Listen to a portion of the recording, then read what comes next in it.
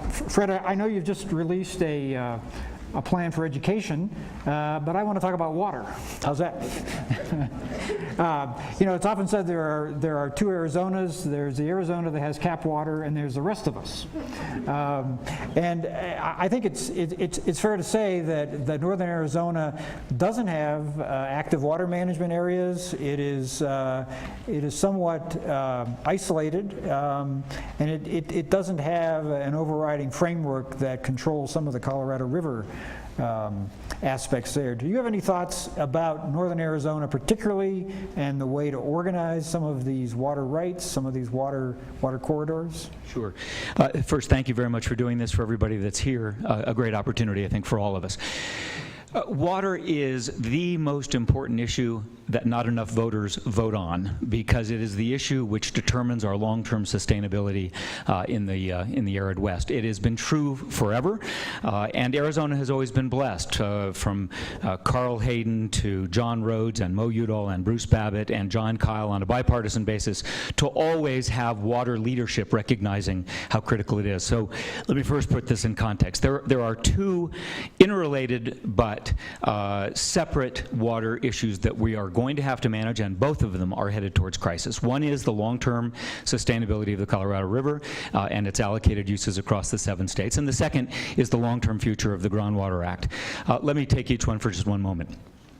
When the Colorado River was divided following the litigation of Arizona v. California in the early 60s, 7 states each got a component of it. But they adjudicated the water on a year when there was 15 million acre feet. It was a high water mark, no pun intended, in history. We've not hit that number since. Fortunately, the upper basin states didn't use their entire draw, and the lower basin states were able to maintain their consistent use because of the underuse taking place in the northern basin states. Those days are over. The combination of the full utilization in the other states plus the drought leaves us in a condition where we are now facing a shortfall. In the settlement with California and the Congress, we had to give up a key right, which is to say that when the Colorado doesn't meet everybody's needs, Arizona takes the first subtraction. Those days will occur in the next term or two of Arizona's governor. We need a statewide strategy having to do with irrigation reform, having to do with allocation balance, having to do with settling Indian water rights, to be sure, in a way that creates long-term predictability, dealing with the fight that is coming between Yuma County and Pinal County over their relative status. These things are all coming at us in a big way, and we need to get the stakeholders together, much as we did around the Groundwater Act in 1980 to adjudicate these. Let me just touch on the Groundwater Act. I was a part of the 1980 Groundwater Act negotiations. Everyone was at the table. We created active management areas in some of the counties, but not all of the counties. It has served us well. Again, no pun intended, but there are now a great deal of water draws which are outside the AMA and unsustainable, and we will need to revisit for all of the counties, including Coconino, how it is that we assure 100-year long-term supply for groundwater separately from the CAP. Senator Kyle had worked on the Little Colorado Compact. Yeah. I believe he had consensus, but it fell apart at the tribal level. Yeah. Are you ready to look at that again, or is that still a congressional issue for you? It is certainly both. It will require congressional leadership, and I want to salute Senator Kyle for stepping into that critical role. As I said earlier, we've always had a key leader who had leverage and capacity and learned the topic, and we will need that again, but the governor and the Department of Water Resources are a critical component of that and will be a driver of it to some extent. It does somewhat touch on the public lands here that we maintain both for recreation, for resources. Forests are seen as both protectors of the watershed, but also consumers of it too. That is, it absorbs water. If it's not thinned, it uses a lot. And yet the Forest Service hasn't been able, under their budget, to look at ways to fund that. We have an example here in Fort Fry where we've taken on with private business, a partnership to do that, but it still is not an ideal solution when you have state trust lands and others that are involved too. Yes. Do you see the state getting more involved in paying for or somehow leveraging state resources on behalf of forest health? Yes, I do. I recognize the unique role the forests have played in Flagstaff's history with logging as a resource and with recreation and tourism. And the leadership that came out of NAU with Wally Covington and Diane Vosick and others that were part of the Forest Health Initiative some years ago is work still yet to be done. The Forest Service is not meeting its obligations to get on with the commitments to forest thinning that is so critical for forest health, for fire suppression, and of course for long-term water supply in the underground aquifers. That said, there is a state role. The state can find ways to incent the use of wood pellets and other forest byproducts in order to remove some of that intense fuel that exists on the forest floor. Secondly, we should move, as the recommendations of the Forest Health Commission recommended, we should move towards the uniform standards of interface between wildlife, wildlands, and urban interface. And we've learned a lot in management of forest fires around the western United States as to how it is that we create more safe environment for private property, and we need to move towards those standards as well. A third is that the state forest department can play a role. We've simply got to continually use our voice in state government to talk about sustainability and forest health in a way that recognizes that it is a resource for economic purpose, it's a resource for recreation purpose, but it is a great danger if left to continue to grow this underbrush and potentially burn down human structures.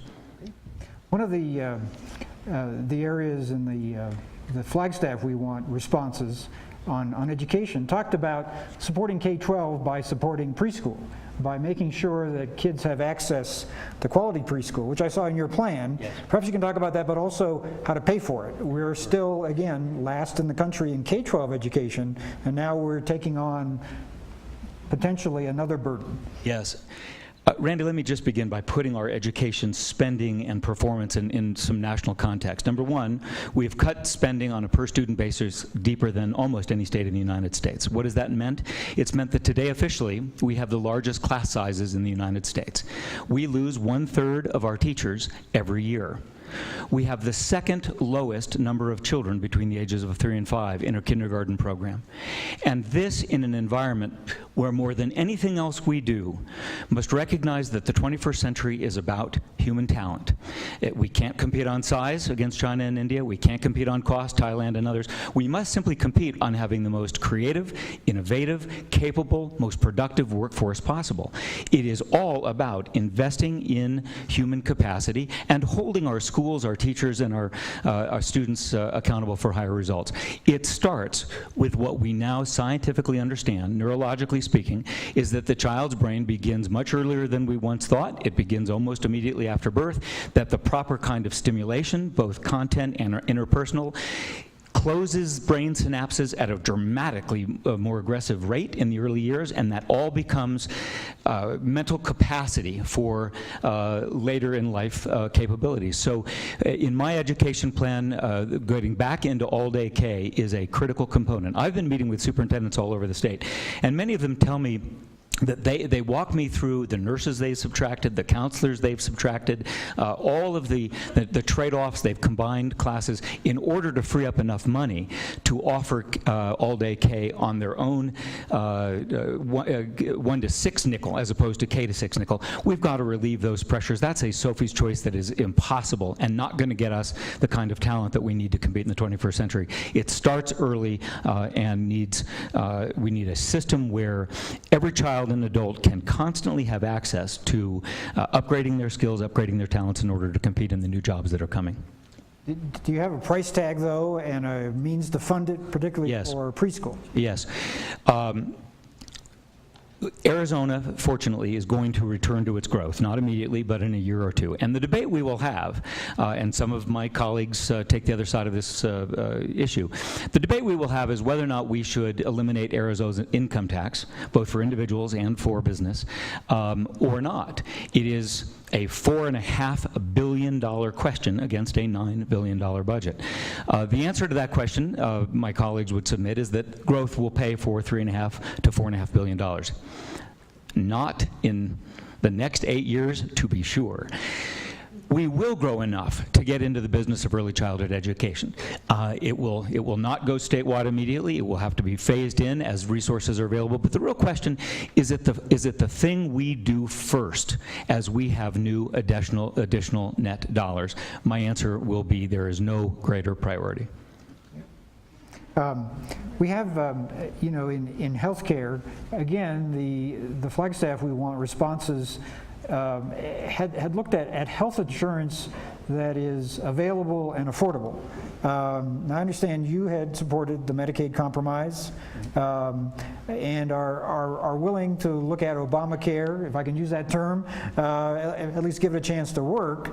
Do you have some fallback plan, though, if that kind of level of support doesn't maintain at, say, the 80% level that's been promised? Sure. Very, very important question, and let me begin with some history. Back where I started my political life in this great city of Flagstaff, working with Bruce Babbitt, running for Attorney General in 1974, and went on with him to the governor's office, where we invented access. And we did it with Republicans in the legislature, Bob Usdane, Carl Knasik, and others, and a Democratic governor, and went and got a waiver in President Reagan's White House, completely a bipartisan strategy to dramatically reform the way that we do Medicaid in the United States. And we now have a best practice. By any yardstick, it is considered a best practice. Secondly, I think Governor Brewer got it right in Medicaid expansion. It's about the math. Are we really going to walk away from a 9-to-1 match rate on the federal government, where other states are taking the match, taking our tax dollars to invest in their public health, and in a state where the voters have made the commitment in with a voter-protected initiative to assure that we would guarantee health care up to 100% of the federal poverty level. So that cost shift will go from the federal government's match to a complete Arizona obligation. Given our budget strains, it is an impossible choice on the math, and it would make the kind of investments that I'm talking about in education absolutely impossible. So we've got to make the fight that we are not going to roll back Medicaid expansion in Arizona. And I have, in working with the Clinton White House, I've worked with governors across the country on their Medicaid waivers and dealing with CMS and HHS. And I can guarantee you that when 50 governors speak with one voice about not rolling back the federal government's role in Medicaid, it will not be rolled back. 50 governors will not allow it to happen, and I don't see any scenario where the federal government will walk away from its obligation. Were you to win the governorship, you will likely have to work with a Republican legislature. And one of the responses in the Flagstaff We Want was that the single biggest expectation they want out of their elected officials is the ability to work across party lines. Yes. And do you have some examples of that? Go ahead. Thank you for the question. 40 years worth, and I will not bore you with most of it. But let me tell you that working with Governor Babbitt at a time when Burt Barr, some of you may have remembered Burt Barr, the remarkably effective House Majority Leader, Bruce and I would get up most Sunday mornings, pick up coffee in the Arizona Republic, and go over to Burt Barr's house and knock on the door. And some days he wouldn't let us in. I don't want to leave you with a misimpression. Sometimes voices were raised, but we kept showing up, and he kept showing up, and every year we sat down and we said, you know, we're going to argue about a lot of stuff, but we're going to get one big thing right. What's the most important thing? 1980, it was the Groundwater Act. 1981, it was reforming state trust lands. 1982 and 83 was the development of access. 1984, we did a statewide teacher salary increase because that's really what we needed to do. 1985 was the Phoenix Freeway system. Each year we agreed we are not going to let partisan politics get in the way of that which is most important strategically for the long-term success of this state.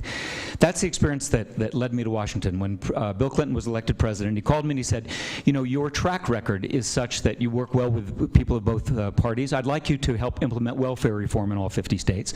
Republican and Democratic governors have trouble with this, and we need equal implementation in all 50 states. And it was true with the Board of Regents, Randy, when Christine, when I did serve on the board and started the metrics, which today way we guide our investment in higher education. And there was nothing about red shirts or blue shirts in the Board of Regents. It was about how do we transform the delivery model in a dramatic way to assure more access at a lower cost. And that's the kind of skill set that I've had. I'm collaborative, and anyone who is going to be involved in the key issues has a seat at my table, and I don't care what color jersey they bring. Thank you very much. Thank you.